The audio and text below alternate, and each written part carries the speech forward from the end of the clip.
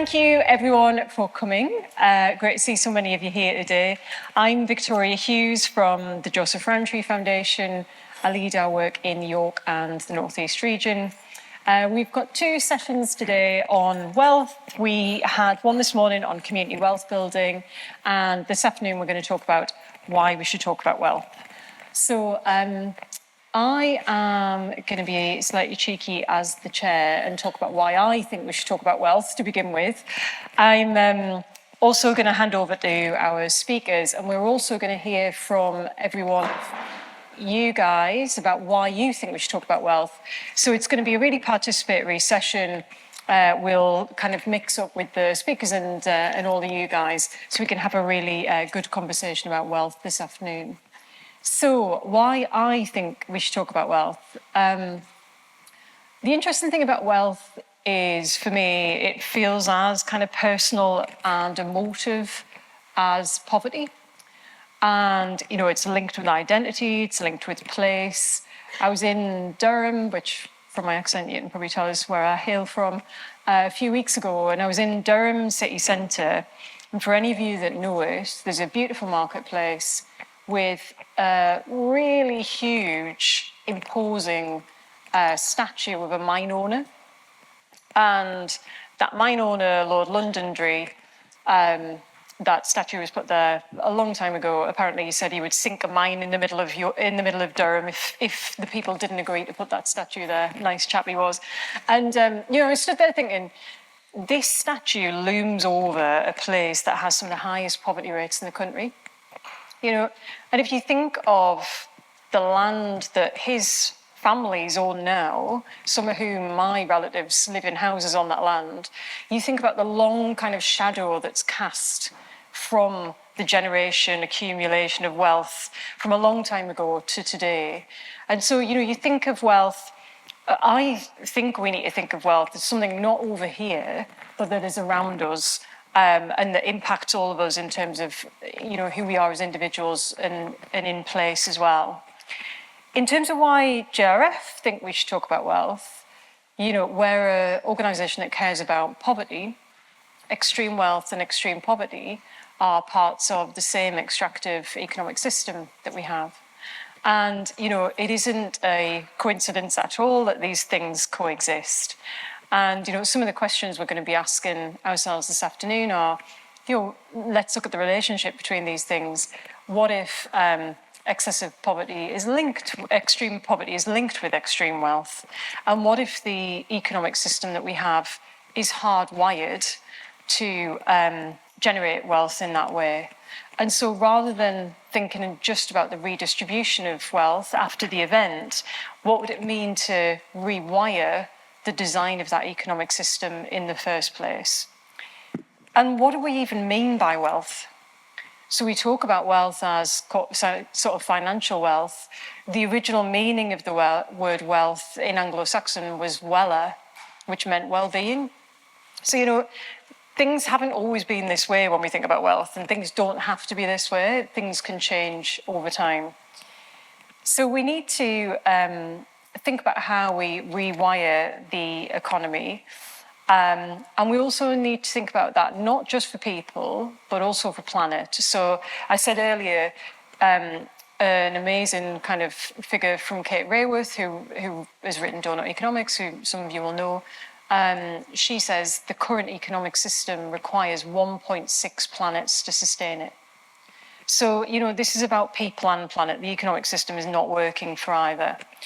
And Donella Meadows, a brilliant systems thinker, said, if you define the goal of a society as GDP, that society will do its best to produce GDP. It will not produce welfare, equity, justice, or efficiency unless you define a goal and regularly measure and report the state of welfare, equity, justice, or efficiency.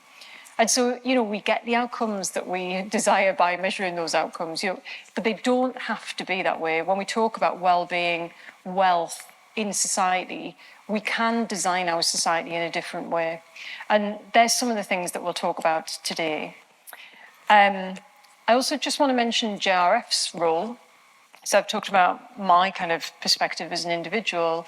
I work for an organisation that is quite unique, really, in that we care about poverty, we're set up to tackle poverty, but we're also holders of wealth. So, we have been holding the mirror up to ourselves to say, actually, what does that mean to be holders of wealth? How do we do that responsibly? How do we think very, very carefully about the origins of that wealth and how we steward that responsibly? And that's a journey that we've been on with trustees and continue to be on. So we need to think about wealth in all of these different lenses and perspectives. So I've talked about wealth from my perspective, JRF's perspective. We'd love to hear about your views on wealth. So I'm going to hand to Christine, who is going to talk about the initial kind of participatory session that we'll have with you all. Hi. I'm Christine Berry. I'm an author and researcher. I think a lot about these issues around wealth and ownership and how we can rewire our economy, as Victoria said. And I'm currently helping JRF to think a bit about how those issues might apply to the work that they do. So I'm really excited to be here helping out at this event today. And I'm also really excited to be here today because I've had long COVID for 2 years. And this is my first time dipping my toe back into co-hosting an event since I got sick. So if you see me doing weird things like sitting with my eyes shut and my headphones in or disappearing for a quick lie down at any point, that will be why. So please just bear with me, be patient, be gentle, and we're going to be absolutely fine. And for the purposes of today, I think I'm also going to describe myself as an economist, which is something that I don't normally do because I get mad imposter syndrome when I call myself an economist because, unlike some of our esteemed panel, I don't actually have an economics degree. But, you know, I actually think I'm okay with that because I think for some of the reasons that Victoria has already alluded to, I think mainstream economics actually has a lot to answer for in the way that it's constrained and distorted the way that we think about wealth. And I really believe passionately that we are all economists. There's a quote that I really love from Ursula K. Le Guin, the writer, who's one of my absolute heroes, where she says that economists might think that it's as silly for her to talk about economics as it is for them to talk about poetry, but she says, they don't live in a library, but I do live in an economy. And I just really love that because we all live in an economy at the end of the day. And, you know, as Victoria said, we all live in an economy that systematically concentrates wealth and power, and we all experience that in our day-to-day lives in one way or another. So that's kind of why we've called this event Why We Need to Talk About Wealth, and why we want to give you, the audience, the opportunity to talk about wealth, as well as listening to our brilliant panel of speakers talk about wealth, because they are an absolutely brilliant panel of speakers. They're all experts in their own fields. They've all been really formative influences on my own thinking in one way or another on this stuff, and I'm really excited to hear from them. But I'm also really excited to hear from you, because I think we really believe we are all experts on this issue. So you'll hopefully see on the tables around the room in front of you, there are some prompt cards, and one of them should say on it, you look a bit like this. You want the one that says, check-in question, what does wealth mean to you, and why do you think we need to talk about wealth? So in other words, what's brought you into this room today? Why are you here? And so the invitation is to, I'm going to give you a minute to just quietly reflect on that by yourselves, and if you wish to write something on the cards, and we'll collect them up at the end. And then we'll have about 8 minutes, I think, for you to just talk with the people around you, sort of shuffle your chairs and talk with the people around you about what you've written. And just a couple of quick, yes? You don't have the card. I think Kate may have some more copies of the card. We can get you some more copies of the card. Before you go ahead and all start chatting. Sorry, guys, can we bring your attention back to the speaker? Thank you. Thanks. Yeah, before you go ahead and do that, just a couple of quick things to say. Firstly, this is an invitation to contribute however you feel most comfortable with, and if that's not at all, that's fine. If you're sitting there thinking, I turned up thinking I was going to a panel discussion, I don't really want to talk to a bunch of strangers about wealth, that's fine. You just pass to the next person, sit and listen, that's okay. And also that there's absolutely no pressure to speak to your personal experience of wealth or the lack of it. You know, if you want to answer the questions in that way, that's absolutely fine. But we know that this can be like quite a sensitive and difficult topic for people. So if you do choose to do that, just be mindful that others in the room may not have the same experiences as you, and be mindful and respectful of their boundaries if they don't feel comfortable bringing their own personal experiences into the room. So I think that was all I wanted to say. I'm going to give you a minute, which I'm going to try and, just because of my long COVID, I'm really militant about this these days. I think silence is an underrated commodity. So I'm going to really police 1 minute of just silent reflection for you guys to have a think, and then we'll let you know when it's time to talk to each other. I hope that's okay. Okay, I think that's been about a minute, so I think you'll have about eight minutes. We run a tight ship here, for you to talk to each other. And I think if there are any spare chairs, yeah, there's your minute. The invitation is if the speakers want to go and sit in the audience and listen to what you're saying and participate in that discussion, they're also very welcome to do that. So. Yeah, so sadly we don't have time to take extended feedback from people about what you've been talking about, but just to give a flavour of what your discussions have been covering, if I can just get one word, if anyone who wants to do that can put their hand up, who wants to give me one word to sum up or to give us a flavour of one of the ideas or the concepts that you were talking about or that you put on your prompt cards. Don't all shout at once. Does literally nobody want to do that? I'm really surprised. Tobin tax, that's technically 2 words, but thank you. Extremities. Extremities. Anyone else? Security. Dignity. Power. Love it. Oh, I thought that was another one, but I think it was someone shouting from outside the room. Have we got one more before we, yep. Capacity. Capacity. Great, thank you everyone. So I think with that we're gonna, it's my timer keeps on going off. I will stop that from happening. Actually, very quickly before I pass back to Victoria, I think I'd like to abuse my facilitator's privilege to give you my favourite definition of wealth, which comes from John Ruskin in his book Unto This Last, where he says there is no wealth but life. And I absolutely love that. And in that book, he also coins the term ILF to describe a lot of the financial accumulation activity that happens in society, but that he argues is actually harmful rather than helpful to human and planetary flourishing. And I think we're going to hear a lot more about ILF from our panel of speakers in a minute, and hopefully a little bit about how we could build an economy based on genuine wealth, liberate that underlying wealth from an economy that's fixated on ILF. So with that, I'm going to hand back to Victoria to introduce them. Thank you. Thanks very much, Christine. And as Christine said, we've got an amazing group of speakers here today. I'm really grateful for each of you for coming along today.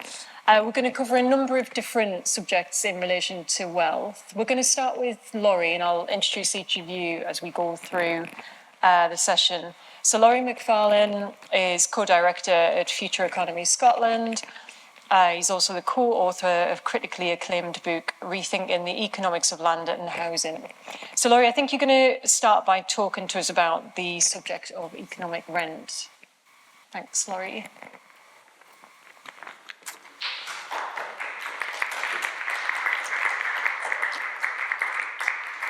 Great, thank you very much. Can everyone hear me okay? Excellent. Okay, well, why do we need to talk about wealth?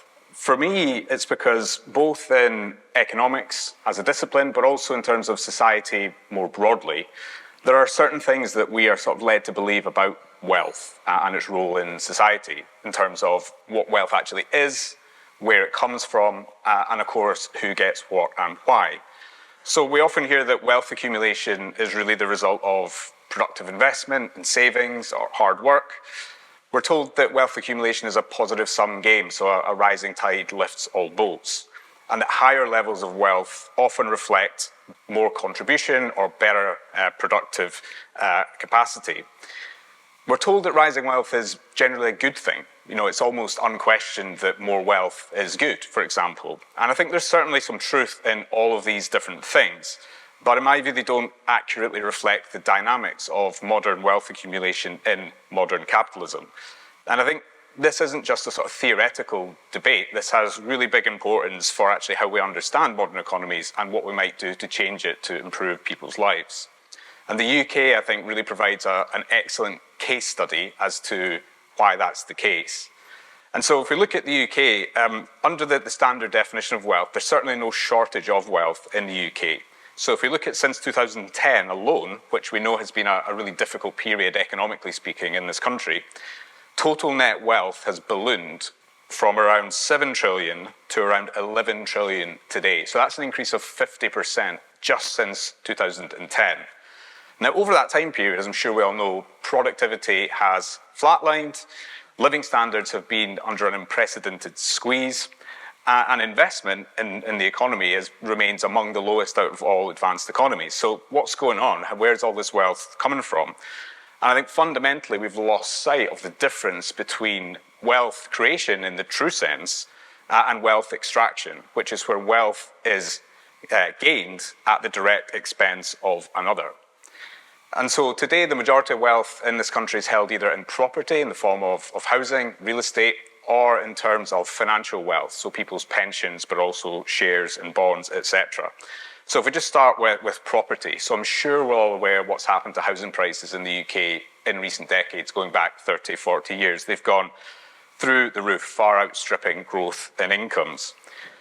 But for the most part, when the house prices go up, it's not actually the bricks and mortar that are going up in value. For the most part, it's actually the value of the land that sits underneath that building. And across the UK, the value of land has more than quadrupled between 1995 and 2020, rising from about £1 trillion to over 6.3 trillion. And rising land values have actually accounted for around 2/3 of all wealth accumulated over that period. Now, we've known for a long time in economics that land isn't really a source of wealth, but of what we call economic rents. And by rents, we mean the extraction of value created by virtue of owning a scarce or monopolistic asset. And so these rentiers, as they're sometimes called, these people that own these assets, they get wealthier not by creating new wealth in the way that we're taught, but by making others poorer. Now, this might sound a bit strange, but if we just think about this in regards to housing, which I think most people are probably familiar with. So when house prices go up or rents go up, this makes the individual owner of that property wealthier. But in many cases, there's nothing new that's been produced there. It's just the value of this asset that was already there has gone up.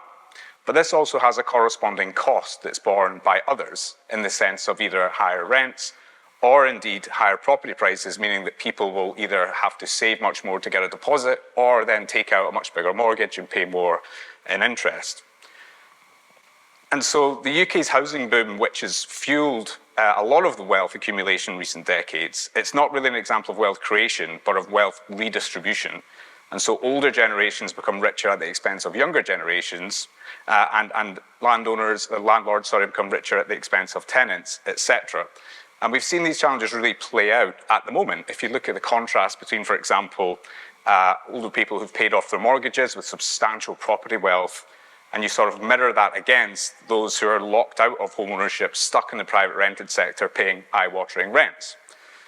Now, while land might be the kind of original OG when it comes to economic rents, it's the easiest probably to identify. It's far from the only source of these kind of dynamics. And indeed, we see very similar extractive forces at other parts of our economy, including major bits of it. So, for example, if we look at assets that are other assets that are naturally scarce, things like oil and natural resources, we all know what's happened to our energy bills in recent years. Meanwhile, the profits of oil and gas companies have gone through the roof. These things are directly related. Assets that have natural monopoly or network characteristics, so your private utility networks, but increasingly also tech giants and digital platforms, Google, social media, Amazon, etc. And also assets that have been made scarce by government decree, so intellectual property, which is increasingly playing the similar role that land plays in enabling the owners of intellectual property to extract rents. And so we see economic rents manifest themselves not just in the property market, but also in the equity markets as well. And I think Beth will talk a bit more about some of these other examples of rents.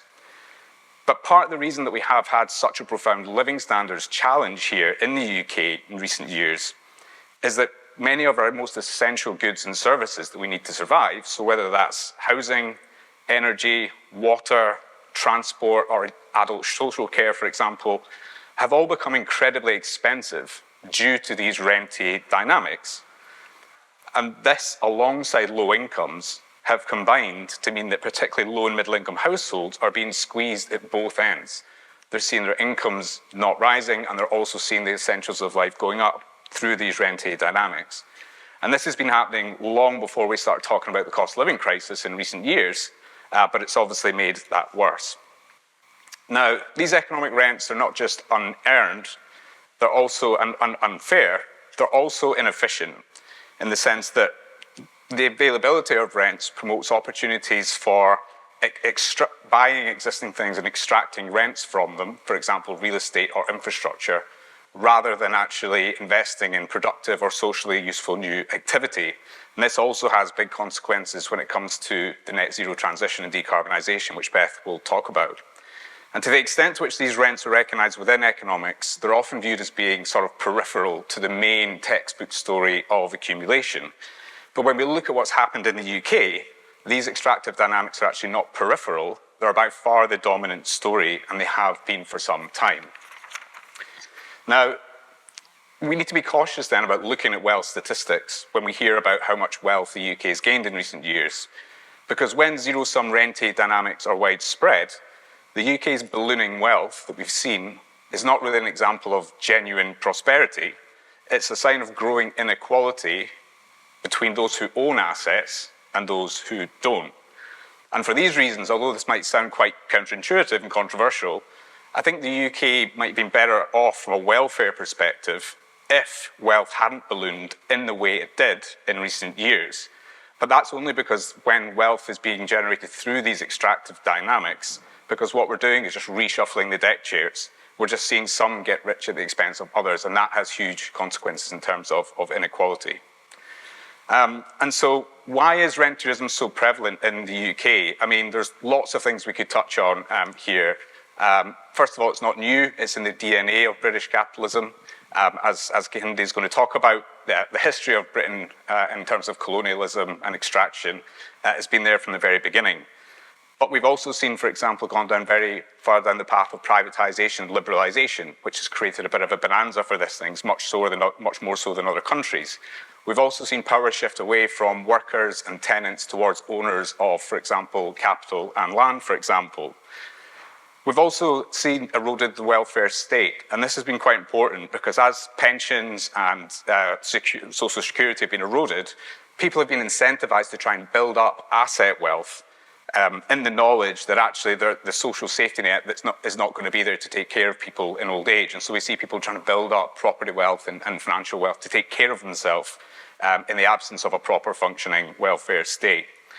And so if we want to address the most challenging, the pressing challenges that we face today, and whether that is inequality, poverty, climate change, the sluggish economy, housing crisis, security and old age, we really need to start acknowledging the dynamics of rent extraction in the economy today and rewire our economy in order to change it. And I think the big question, which I'm sure we'll get into in the discussion, which I don't have time to talk about just now, is exactly what does that mean from a policy perspective? What does rewiring the economy to do that actually mean in practice? Thank you.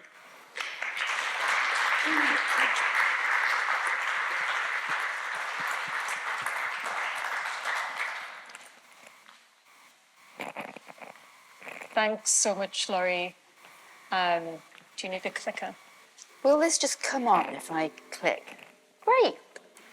So I'd like to just introduce Beth Stratford. So Beth is a freelance economist and Honorary Research Fellow at the Institute for Innovation and Public Purpose at UCL. Great to have you here, Beth.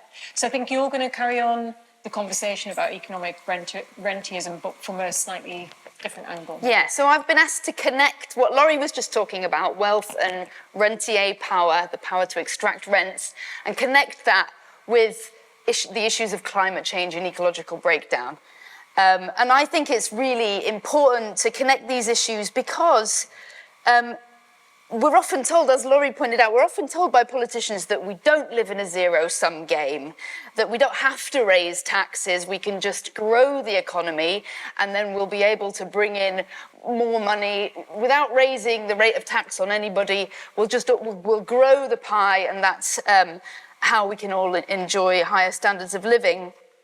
Well, the inconvenient truth is that ecologically speaking, we are in a zero-sum game because we only have one planet and it isn't growing. And so we have a system whereby wealth, money, allows people to appropriate ecological space. Okay, under capitalism, if you've got money, you can emit as much greenhouse gases as you want, effectively. You can consume as much pristine forest as you want, as much fresh water, as much scarce metals as you've got the money to demand. You can basically destroy as much of our common inheritance as you want. And so the world's richest 1% are set to have per capita emissions that are 30 times higher than what our global per capita emissions need to be at if we're going to hit the 1.5 target agreed in Paris. So if wealthy people are consuming more than their fair share in that way, others have got no choice but to consume less. So that's the sense in which we are in a zero-sum game, whatever the politicians tell you. Now, though, that's the sort of most obvious way in which wealth and ecological limits, I think, interact. But there's another sort of less obvious way that I want to draw attention to. I'm going to argue that as we bump up against environmental limits, the problems of rent seeking that Laurie just talked about are going to get a lot worse. And that's because, well, first of all, most obviously, scarcity directly confers the power to extract rents, right? Because scarcity, this occurs whenever demand outstrips supply, whatever the commodity, whether it's housing or PPE masks or lithium or fresh water. Whenever there's a shortage, that shortage will increase the power of the company or the individual that controls that commodity to raise the price, right? To raise the price of whatever they're selling. But there's also, I think, another indirect way in which environmental limits will increase the risks and the threats that come from rent seeking and rent extraction. And that's because, crudely speaking, there are three main strategies under capitalism that you can use to grow your income. You can, first of all, increase the volume of output, that's there on the left. You can, typically, if your strategy is to increase your sales, you will be trying to find efficiency savings so that you can make your products cheaper. You might be making them more flimsy, whatever. You might be driving down the wages of your workers, but ultimately you'll be trying to push down the price so you can sell more, okay? And then the second one might be raising the quality of your goods, okay? So more people want to buy your whatever you're selling because it's of a higher quality. And the third one is building rentier power. So this is not about producing more or producing better. This is simply about taking control of critical assets and building barriers to competition so that you can take a larger slice of the existing pie. Yeah, does that make sense? Now, the reason that capitalism has been able to deliver productivity gains and growth over the last 200 years is because a really decent proportion of firms have been pursuing that strategy number one. They have been making efficiency gains and driving down the price in order to sell more. But as we hit up against environmental limits, a lot of key inputs in the productive process, energy, transport, metals, food for workers, they're all getting more expensive.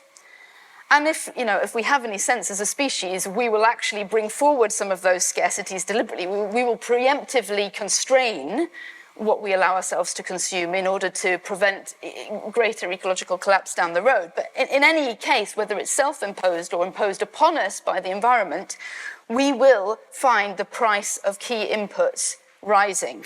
And that means that final products are going to get more expensive and consumers are not going to be able to buy more. So this first strategy here, investing in order to try and shift more goods, is going to become increasingly risky and difficult if that's your main strategy for making money. Now, it would be great to believe that all firms would shift over there to start increasing the quality of their goods instead of trying to shift more. But realistically, we're not going to see that. We're going to see firms turning increasingly to rent seeking. So that means a lot of what Laurie was already talking about there It's the sorts of patterns that we've seen since the rise of neoliberalism. It's the privatization of key infrastructures. It's the enclosing of commons, financial speculation. It's the building up of monopoly power through mergers and acquisitions. And this is obviously really, really worrying. So let me just look talk a little bit about why I'm so worried about resource scarcity. Sorry if this is obvious stuff for some of you, but not everybody's aware of this. You know, we're heading really, really rapidly into a world of resource scarcity. That graph there, on the left-hand side, just shows you how close the relationship is between GDP and material extraction. It's basically a one-to-one relationship. So that's GDP in the orange line and the global material footprint, the billions of tons of materials extracted from the earth. So Ed Conway has noted that in 2019, we mined, dug, and blasted more materials from the Earth's surface than the sum total of everything we had extracted from the dawn of humanity right up until 1950. In 1 year, we exceeded that. So, yeah, pretty scary stuff. And of course, those resource scarcities, as I've already mentioned, have started to push up prices, and that inflation is here to stay. Why? Well, even though we are making this shift towards, 2 minutes, right, I'm gonna have to hurry up. Towards renewables and low-carbon infrastructures, though that shift is essential, but those infrastructures are not light on materials, okay? Often, one projection suggests that if we switch US cars from internal combustion to electric engines, that's going to require 3 times the current global production of lithium, for example. Extreme weather events are disrupting both the production and transportation of food. Global water systems are under strain, and the raw material energy demands of the digital economy are a massive source of new and increased rising demand for energy and water. So just for example, one analysis suggests that by 2027, the AI sector could consume the same amount of energy and water as is consumed annually by the whole of the Netherlands at the moment. So that analysis brings, from that analysis, I think you can say that there's a paradox in the relationship between rent and growth. This is what I call the paradox of rents. On the one hand, so in this is a cartoon that I drew to try and explain what I'm talking about. So in this diagram, the car is the economy, the government is the driver, and the angry-looking guy in the suit represents high levels of rent-seeking and rent extraction. So on the one hand, when you have these really high levels of rent extracting going on, you make it absolutely imperative that we grow the economy. Because if you can imagine one sector of the economy being parasitical and just constantly sucking resources and taking a larger and larger and larger and larger slice of the pie, what's going to be left for everybody else is going to be crumbs, unless you grow the pie. So it makes it absolutely essential that we keep growing the pie. But at the same time, high levels of rent-seeking and rent extraction actually slow the economy, make it harder to grow the economy, because you end up with all these resources fraffed away on paying expensive lawyers to defend your patents in court, or, drilling through mountains to lay fiber optic cable so your financial traders can get 1 extra millisecond faster on their high-speed trades and so on, like really crazy uses of resources and money. So what do we do about this? Well, I think the first step is that we need to start raising consciousness, frankly, about the coercive power that underpins the fortunes of our richest companies and individuals. One of the key defenses that the rich use is that they're entitled to their wealth because the contracts and transactions underlying that wealth are voluntary. The outcome is fair because the process was fair. It's all free and voluntary agreements that people have entered into. That defense really crumbles when you recognize the coercion that arises from unequal control over scarce and monopolized assets. Because if one company or a handful of companies own all the gas that we rely on to heat our homes, then the gas price isn't negotiated under conditions of freedom. There's a good deal of coercion going on there. Does that make sense? I'm really running out of time. So once you've sort of established that point, there's a whole variety of different solutions that could be brought in to tackle rentier power. Property tax reform, price controls, public ownership, reform of the intellectual property system just being some examples. Have I run out of time now? Okay, so yeah, well, since I'm tasked with focusing on the environmental angle, I thought I'd use energy as my first example here. The UK is a real outlier among our peer countries in that we have a fully privatized grid. So the transmission network carries the really high voltage electricity from the sort of center, and the distribution network that then takes it to every individual home. They've both been privatized. Now, if we want to prepare for a renewable future, we need absolutely massive investment in our grid in order to connect very volatile sources of renewable energy. Have we been getting that investment under private ownership? Of course we haven't. For every pound that the National Grid, which is a private company now, has invested over the past decade, they've paid out 40 pence in dividends. And the distribution network operators, which then take electricity right to homes and businesses, they've had profit margins exceeding 40%. That's the fourth highest profit margin of any industry in the UK. Absolutely eye-watering. The good news is that public ownership is really popular. So not just for the energy system, but for the water system, for public transport, for care, for the NHS, and so on. But I wouldn't want to suggest that public ownership is the only solution to rent extraction or even a silver bullet. You can obviously have very poorly managed publicly owned sectors, but it's just one of the things that we should be talking about. And other things I'm just going to throw out there that you can think about and discuss in the breakouts are cooperative ownership, particularly of platforms as an alternative to the private things like Google, Facebook, Airbnb, Uber, and so on. Overhauling the intellectual property system, which has lots of evidence for that the increase in patents have actually slowed down innovation. And you end up with these companies that have benefited from publicly funded research, then just charging extortionate prices for the drugs that they produce. There's antitrust legislation that can block mergers and acquisitions and slow down this process or reverse the process of concentration. There's also the option of using price controls, particularly in emergency situations. I'm currently working on rent controls at the moment. And then there's tax reform, but I won't talk about that because I don't want to steal Rob's thunder. Okay, so, there we go.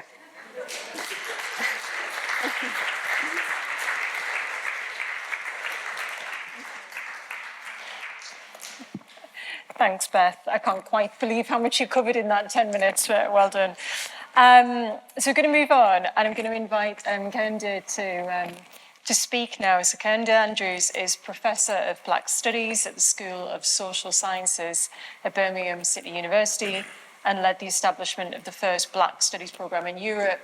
A little plug, there are lots of books at the back that Kehinde's written, so please grab one.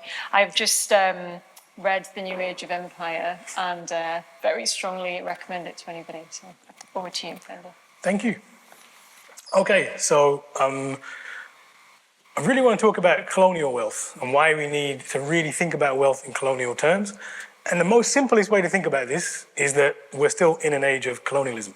And you mentioned the New Age of Empire. We tend to think about things like slavery, colonialism as past, but they're very much not past. They're very much present. And wealth is probably the easiest way to see this. So if I should have brought this one slide, which would have been GDP per capita globally. And I will take this into schools and talk to 14-year-olds. And it's so obvious because it colors the map.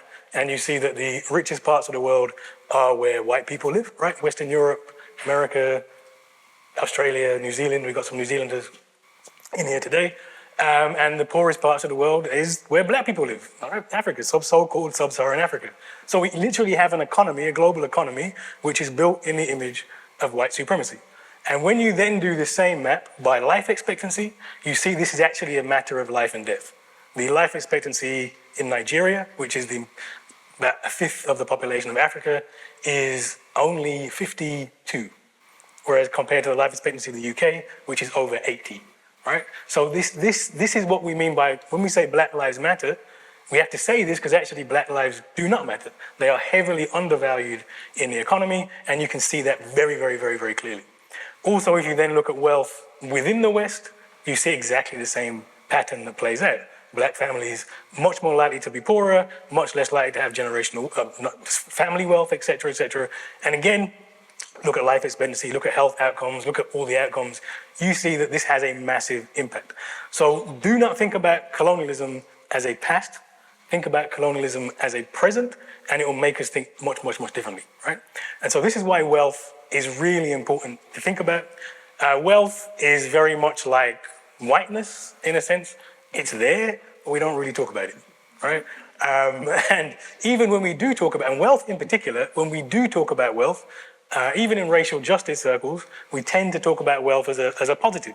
So can we get more wealth? We should need more wealth, right? The fact there are black billionaires and millionaires is supposed to be a good thing.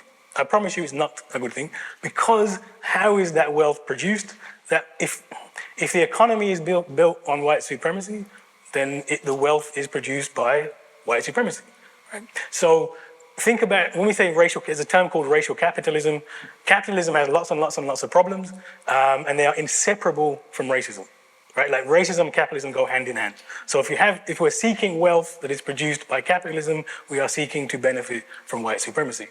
So when we think about wealth, we have to think about race. Because in theory, you could have wealth without race, but in the economy that we have, wealth is produced by white supremacy. Today, as much as it ever has been in the past. When we think about where are we going to get the lithium from for all these electric cars, it's going to be the African continent, and that money that wealth is literally being extracted from the ground. More stuff in 1 year than dug out of the ground than in almost all of human history. Where is that being taken from? It's being taken from the African continent. And so if you're going to explain why is it that Africa is so poor, it's because of that continued wealth extraction.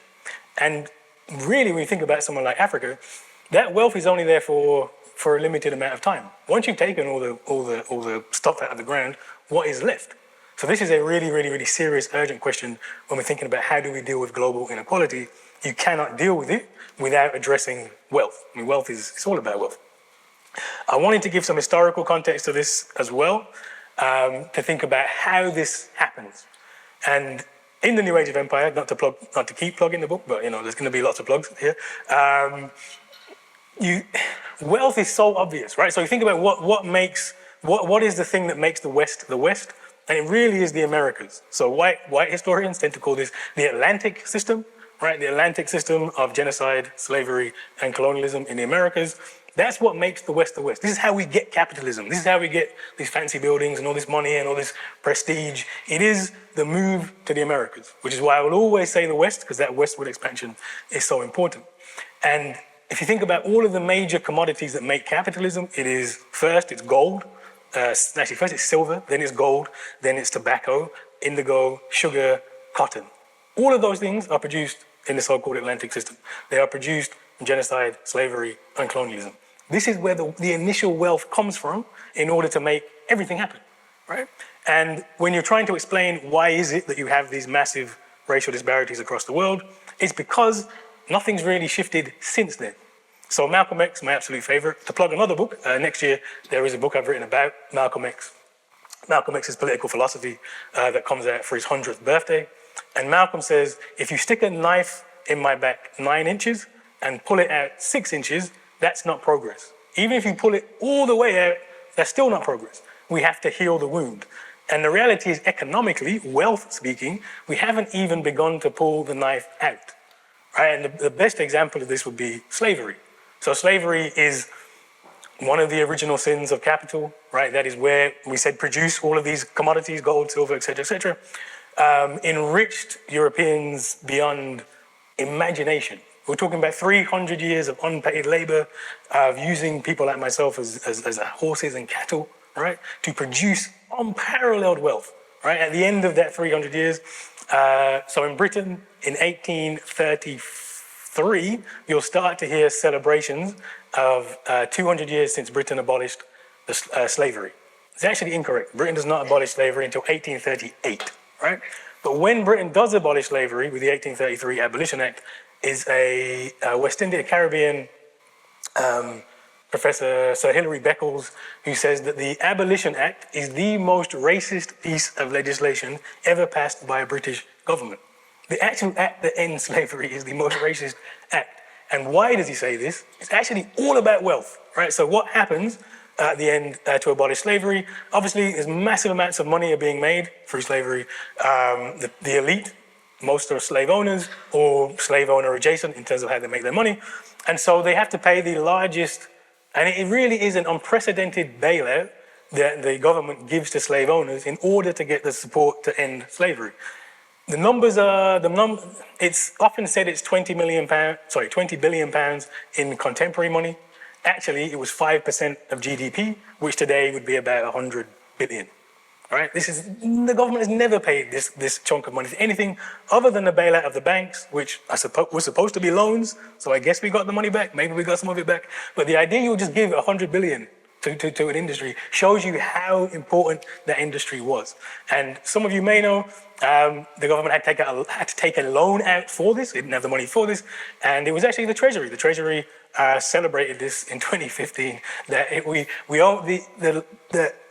were all paying back, including myself and my descendants of slave-owning families, descendants of enslaved families. I've been paying back that loan in our taxes until 2015, right? That's the amount of money we're talking about. And you can trace where that wealth went. If you look, there's a database on University College London where they've traced it. David Cameron's family, church, lots of places, about 50,000 people got this money, and you can see where that wealth is. What did the enslaved get? The enslaved didn't just get nothing, they got less than nothing. This is why it's the most racist piece of legislation, because from 1834 to 1838, the enslaved had to work 75% of their time for free so they could learn how to be free. They called it apprenticeship. And actually, that money, that wealth, is more than the 100 billion. So this massive amount of transfer of wealth from the enslaved to the slave owners, which we can track and we can see. So when you're trying to explain why is the Caribbean so poor, why are black people from the Caribbean have these economic difficulties, it's all about slavery, right? And actually, it's Richard Drax. Richard Drax had this big slave plantation in Barbados and had lots and lots of money at the end. His family had lots and lots and lots of money, and you can still see that. And had the temerity to say that, look, I'll give you the land back, but I want to sell it back to you to make even more money from the proceeds of slavery. So when we're thinking about this then, and racial justice, you have to think about reparative justice. It is very much about wealth and how do we transfer this wealth back. I wanted to just finish quickly by tying this together as well, because you could say, well, look, this is a black issue, right? This is the problem of racism. But the bigger problem you have with colonial logics is they always tend to boomerang back into the West. So now we're seeing neoliberalism, privatization, austerity. This is something that was central to the new age of empire post-Second World War. Around the world, we had called it the Washington Consensus, where privatization, economies are wrecked, austerity. This all happened 4 decades ago in the underdeveloped world, and it's now coming back here. When you create an economy where you have these massive monopolies you can exploit it, they're going to do it to black and brown people, then it comes here. And this is what we're seeing now. We're seeing the result of that. And the climate catastrophe is the best example of this. The version of capitalism that we have is based on white supremacy, on the idea this wealth is positive, it is sustainable, you can do what you like, you can just use up the whole resources of the world, and it's actually going to end up killing all of us. So this is actually not just a racial justice, it's just an issue for everybody. And so it really is, when you're thinking about wealth, you have to think about that history. This wealth we have is white supremacy. You cannot have any kind of justice without eradicating white supremacy. Now stop.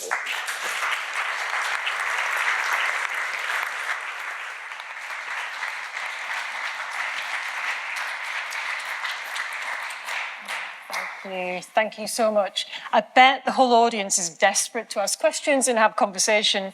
We're going to come to that soon. Last but not least, I'd like to introduce Rob Palmer, who is Executive Director of Tax Justice, which campaigns for a fairer and more effective UK tax system. And unsurprisingly, I think you can talk about taxation. I am. Thank you very much.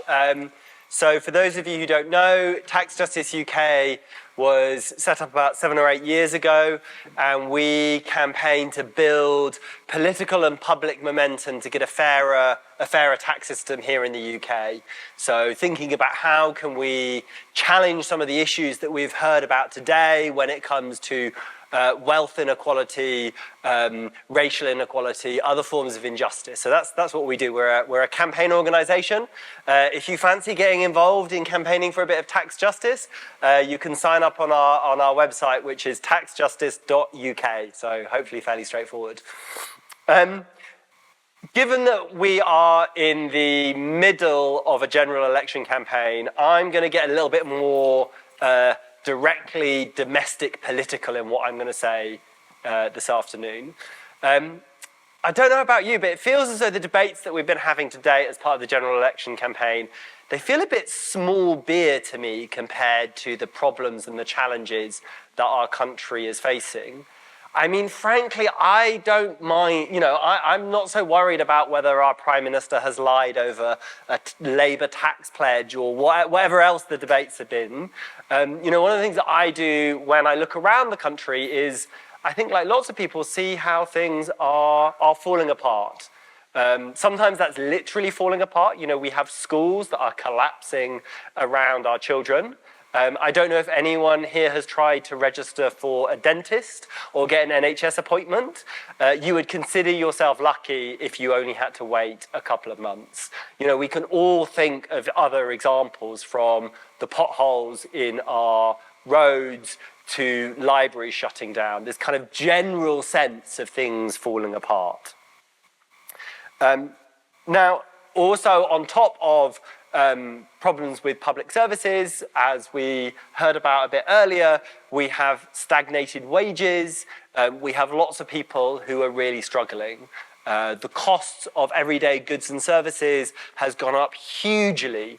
One of the things that I'm kind of amazed that we've had almost no debate about in the election is what gets termed the cost of living crisis. The fact that prices for people's utilities, their food, but basically everything has gone up hugely over the last few years, while wages haven't necessarily kept up. It will, I think, whoever wins the election, and it looks very likely that it will be Labour, be a pretty grim inheritance that they're going to be inheriting in terms of the kind of broken things that we can see around the country. And there will be huge pressure to have a credible plan to fix it. And I think one of the things that I want to try and do to wrap up this session is maybe give a little bit of optimism. And the optimism that I would start with is, the UK is a wealthy country. And we've heard a lot about that wealth, but we've also heard a lot about how that wealth is really unequally distributed, how there's a relatively small number of people at the top who hold a huge amount of wealth. The figure that I have here is that we have 165 billionaires in this country, and they have between them £650 billion in wealth. There is plenty of money to invest in public services. There is plenty of money to invest in the NHS. There is plenty of money to think about how we can have a fairer distribution of wealth around our country, to think about starting the conversation about reparations for the sort of stuff that we've just heard about. Part of the problem in terms of what keeps the system as it is that we have an outdated tax system which really focuses on taxing income from work. So, anyone who goes and works or has income, you're paying national insurance potentially, you're paying income tax. When you go and buy things, you pay VAT. That's where the government gets the bulk of its money.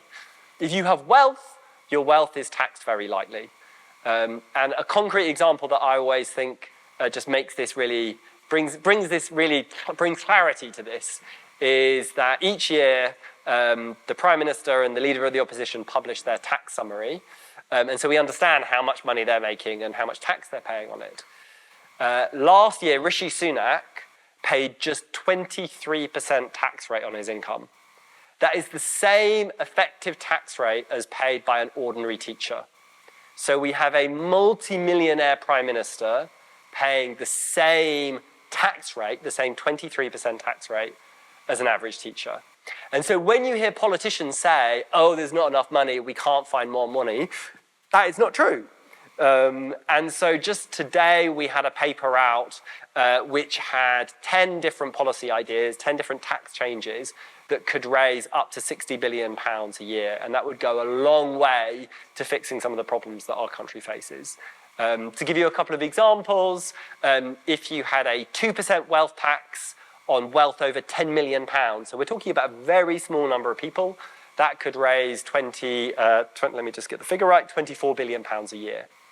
If you close the loophole that the Prime Minister is using totally legally to pay such a low rate of tax, if you close the loophole and made sure that income from wealth, from stocks, from shares, from your property investments, was taxed at the same rate as those of us who go out and work for our living, you could raise another £16 billion a year. So quickly this can add up. What we're doing at Tax Justice UK is building a movement of people, organisations, charities, millionaires. You know, there are some rich people that want to see the tax system change, faith leaders, trade unions and others to say, yes, there is an alternative. There are ways in which we can think about rethinking wealth in this country and rethinking how wealth is shared and distributed and rethinking how that wealth is put to use. Do we want that wealth going towards people buying a third or fourth property or having a nice car or a private jet? Or do we want that wealth going into more of a common shared wealth that we can all benefit from? So I talked about being an optimist, and sometimes you can look at the world and politics, and it can sometimes be hard to be an optimist, I have to say, in these days. But something I like to do is look at history. And one of the things that I look at in terms of the ability for campaigns to make change is actually looking at my own tax justice movement, which has been around for the last 20 or 30 years. And so there were some really brave people, this is before I was involved, who really stood up and said, our tax system doesn't work, people are dodging their taxes, they're evading their taxes, lots of that tax is ending up in tax havens that are part of our colonial history, and we need to do something about this. And something that I've seen, and you can see this in the figures and elsewhere, is actually those campaigns have started to move the dial, have started to change laws, have started to change behaviour. It's now basically impossible to open a Swiss bank account and put your money in there and just forget to tell the tax authority. And the reason I talk about this is because sometimes the challenges we face can just seem so huge and so difficult. And how as ordinary people, how can we do anything? But I think history shows that actually there are ways in which we can come together and that we can make change.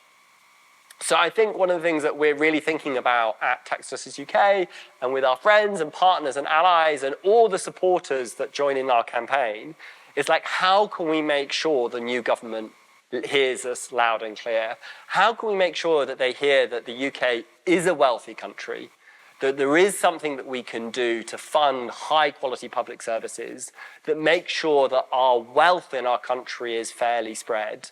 How can we use that and change that and build the pressure to fix some of the problems that we see?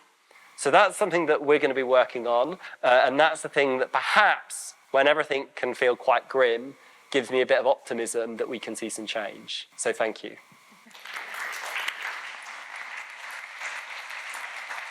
I'm going to go back to our speakers with the same request, I guess, to share one thought that they're taking away with them or one idea that they're taking away with them from the discussions they've had with all of you, or one thought they want to leave us all with before Victoria and I wrap up.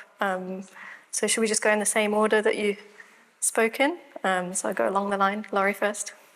So I think, and our group really interested, and I think there's a discussion about how there's often a sort of focus on both sort of poverty or communities and people who don't have much wealth at the moment, thinking how do they get that, and often thinking in terms of sort of having to sort of ask or go around sort of applying for things from those who have wealth, which does include philanthropy.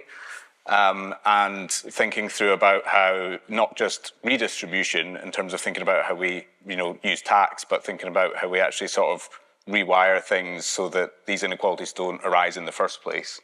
And that requires obviously some quite big structural changes, and we were discussing different policies like universal basic income and other ways of doing that in order to how we do that basically. Yeah, I was sort of struck by one of the people in the group earlier talking about how for wealth it represented for them opportunity and freedom and choice. And it just really struck me how, like, the right has really monopolised the use of the term freedom, and we sort of think, oh, freedom, well, we need free markets, we need the freedom to accumulate wealth, and we don't talk enough about how that concentrated wealth actually reduces freedom for other people, because it creates this power imbalance, which means that you've got to work really, really long hours to pay your rent, to pay your energy bills, to pay your water bills, and I think that that's something that I think, yeah, would be great for the left to talk about more. I think for me, one of the things that I've taken really from this is there's plenty. We have this idea we need more stuff, so you need end inequality by getting more. There's actually plenty. There's a massive surplus. It's just about how to create a fairer world. And I would also say it's possible, right? Capitalism is actually relatively young. This has not been the way for most of humankind. We've managed the economy, so there are different ways to do it. But we do need a new political economy, brand new. And so we need radical ideas, and we need to say, well, how do we get to a new place? And nothing short of that is going to bring us back from the brink of actual oblivion. So, but it's possible. I'm not saying that, but this is a positive message because it is actually possible. I'm very low slung in this chair, so I might stand up so that I'm not just like. In one of my groups, 2 people had allotments. And it just made me, I spent lots of my time thinking about numbers, thinking about wealth as like houses or property. And we just had this really interesting conversation about like defining wealth more broadly, where Christine started us with. And so just again, let's think about like, what would a positive way of thinking about wealth, both individual wealth and what that looks like, but also the like communal wealth that we can hold that goes beyond just like numbers on a spreadsheet or bricks in a house, but kind of the other things that we need to thrive. So yeah, that was, I think, something that I'll just go away thinking about. Great, thank you so much, everyone. And just before I hand back to Victoria to wrap us up, I'm once again going to abuse my facilitator's privilege to give you my one thought that I'm taking away with me, just to try and end on a bit of a note of optimism, as Kehinde and Rob have both just said. So this rainbow scarf that I'm wearing, which I can't take off and hold up to show you because my lapel mic is pinned to it, but this scarf belonged to my late mother, from back when she was involved in the Jubilee 2000 debt campaign. And we haven't talked very much about debt today, but, debt is obviously kind of the flip side of wealth in some ways. One person's debt is another person's asset. And obviously that campaign was only partially successful. We still have huge sovereign debt crises in the global south. Over-indebtedness is still a huge driver of inequality. But even so, for me, this scarf kind of symbolises the hope that no matter what injustices have been wreaked and no matter how bleak things might seem, and we've heard a lot about how bleak things can seem today, it's never too late to make a fresh start, because that's what that campaign was all about. It was about a fresh start for over-indebted countries. And I like to think that in a really small way that I'm living proof of that just by being here and showing up in this room today after 2 years with long COVID, because believe me, there have been times in the last 2 years, and indeed in the last 2 days, when I really doubted whether that would be possible for me again. So thank you very much, on a personal note from me, for being part of that. And I'm going to hand back to Victoria. Oh, thanks so much, Christine, and a massive thanks for you for chairing today's session with us. I'd like to say a huge thank you to all of our amazing speakers and to all of you for kind of throwing yourselves into that participatory session. It may not be what you necessarily signed up to when you said you'd come along today, but thank you. That was great. I'm certainly not going to try and synthesize the information that we've heard today, but just a couple of very quick reflections from me, linking maybe this morning's session a bit with this afternoon's.